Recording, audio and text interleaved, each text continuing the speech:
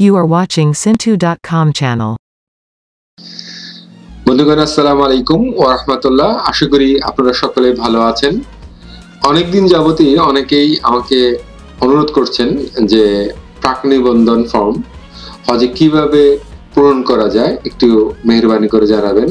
সেই উদ্দেশ্যেই আজকে প্রাক নিবন্ধন ফর্ম কিভাবে ফিল আপ করবেন সেই ভিডিওটি তৈরি করার চেষ্টা করছি। আশা করি সঙ্গে থাকবেন এবং পুরো নিয়মাবলীটি দেখে নেবেন। আপনারা দেখছেন যে ফর্ম নং 1 বিধি 5 এর উপবিধি 1 দ্রষ্টব্যের প্রাক নিবন্ধন ফর্ম এটি। এখানে প্রথমে হচ্ছে 1 নম্বর কয়ের নাম, অর্থাৎ যিনি রেজিস্ট্রেশন করবেন তার নাম, তার জাতীয় পরিচয়পত্র নম্বর এবং জন্ম নিবন্ধন নম্বর যদি 18 বছর বয়সী ব্যক্তির জন্য প্রযোজ্য হয়, অনূর্ধ্ব যারা 18 তাদের ক্ষেত্রে। 2 হচ্ছে জন্ম তারিখ, 3 পেশা, 4 মোবাইল নম্বর, 5 ইমেল যদি থাকে, 6 অনূর্ধ্ব 18 বছর বয়সীদের ক্ষেত্রে অভিভাবকের নাম, 7 মহিলা হজ যাত্রীর ক্ষেত্রে মাহরামের নাম। আপনারা জানেন যে 45 এর ঊর্ধ্বে যারা সেসব মহিলাদের জন্য এখন মাহরামের প্রয়োজন নেই। এটি 2022 এর হজের সময় নিয়ম ছিল। 2023 এ কি হবে ঠিক আমি বলতে পারছি না, এ সময় হয়তো বলে দেবে। 8 হচ্ছে মাহরাম বা অভিভাবকের জাতীয় পরিচয়পত্র নম্বর ও সম্পর্ক। 9 স্থায়ী ঠিকানা, আপনার এনআইডি কার্ডে যেভাবে ঠিকানা দেওয়া আছে সেটি দিবেন, বর্তমান ঠিকানাও সেভাবে দিবেন। ব্যাংকের নাম ও শাখা, যে ব্যাংকে টাকা জমা দিবেন। রিফান্ডের ক্ষেত্রে ব্যাংক শাখা হিসাবের নাম ও নম্বর, অর্থাৎ কেউ যদি পরবর্তীতে টাকা রিফান্ড করতে চান তাহলে কোন ব্যাংকে, কোন শাখায় এবং কোন হিসাব নাম্বারে এই টাকাটি ফেরত আসবে সেটিও এখানে দিতে হবে। আর যেসব পেপারসগুলো সংযুক্তি করতে হবে তার মধ্যে হচ্ছে জাতীয় পরিচয়পত্রের ফটোকপি, অনূর্ধ্ব 18 বছর বয়স্কদের জন্য জন্ম নিবন্ধন সনদ, অনূর্ধ্ব 18 বছর বা প্রবাসীদের জন্য জন্ম নিবন্ধনের কপি ও 1 কপি পাসপোর্ট সাইজের ছবি, মাহরাম বা অভিভাবকের জাতীয় পরিচয়পত্রের কপি এবং প্রবাসীদের জন্য বসবাসরত প্রবাস দেশের অনুমতিপত্র বা ওয়ার্ক পারমিটের কপি। বন্ধুগণ, এই পয়েন্টটি আপনারা একটু ভালো করে শুনবেন বা দেখবেন। অনেক প্রবাসীরাই আমার কাছে জানতে চান, ইভেন যাদের হাজবেন্ড প্রবাসী সেসব মহিলারাও আমাদের কাছে জানতে চান যে তার হাজবেন্ডের মাধ্যমে তারা কিভাবে যাবেন। এই নিয়মটি জানেন যে প্রবাসীদের জন্য যারা বসবাসরত প্রবাস দেশের অনুমতিপত্র বা ওয়ার্ক পারমিটের কপি তাদের জন্য অবশ্যই প্রয়োজন আছে, এটা মাস্ট লাগবে। এরপর নিচে দেখেন প্রাক নিবন্ধনকারী স্বাক্ষর ও তারিখ, আর ডান পাশে তথ্য গ্রহণকারী স্বাক্ষর ও তারিখ। অর্থাৎ আপনি যে বেসরকারি প্রতিষ্ঠান হতে প্রাক নিবন্ধন তথ্য পূরণ করবেন তাদের জন্য কিন্তু আজকে এই ভিডিওটি। আর যারা সরকারি ব্যবস্থাপনা যেতে চান, সামনের ভিডিওতে আমি আপনাদেরকে সেটা কিভাবে করতে হয় সেটা আপনাদেরকে দেখিয়ে দেব।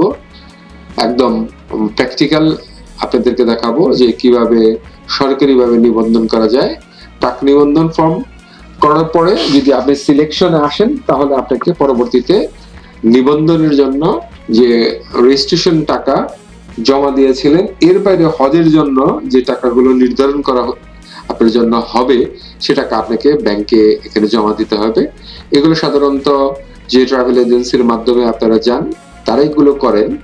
তারপরেও এই পুরো ভিডিওটি আপনাদের ধারণা দিচ্ছি যে যারা প্রাক নিবন্ধন করবেন তাদের এই তথ্যগুলো জানা দরকার আছে, কারণ এজেন্সির অনেকেই হয়তো আপনার কাছে অনেকগুলো তথ্য চেতে পারে। সেক্ষেত্রে আপনি এই তথ্যগুলোই তাদেরকে প্রোভাইড করবেন, এর বাইরে কোনো কিছু নয়।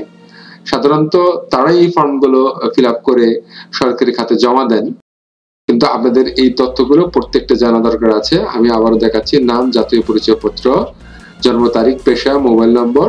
আর যদি এখানে 18 অনূর্ধ্ব হয় তাহলে তার জন্ম নিবন্ধন নাম্বার লাগবে, ইমেল যদি থাকে, এবং যারা 18 অনূর্ধ্ব তারা তাদের ক্ষেত্রে অভিভাবকের নাম।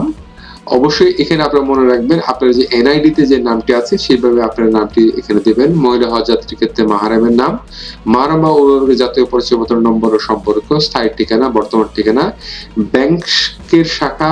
ব্যাংকের নাম ও শাখা যে ব্যাংকে টাকা জমা দিবেন।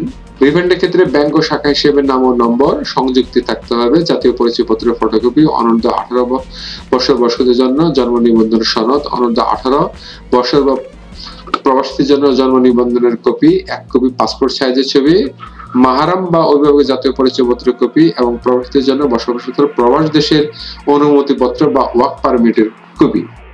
আশা করি যারা প্রবাসী ভাইরা আছেন এই ভিডিওটি দেখছেন, তারা যখন প্রাক নিবন্ধন করবেন তারা কিন্তু এই তথ্যগুলো অবশ্যই তাদেরকে জমা দিতে হবে। আপনারা এটা ভালো করে জেনে নিয়েন। প্রবাসীদের জন্য বসবাসরত প্রবাস দেশের অনুমতিপত্র বা ওয়ার্ক পারমিটের কপি।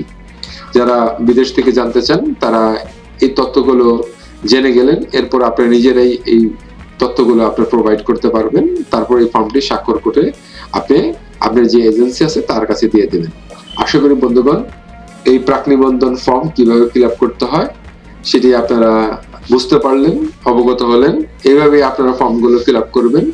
দেখা হবে সামনের ভিডিওতে। চেষ্টা করব সরকারি ব্যবস্থাপনায় কিভাবে নিবন্ধন করা যায় তার উপর একটি পূর্ণাঙ্গ ভিডিও আপনাদের সামনে উপস্থাপন করার জন্য।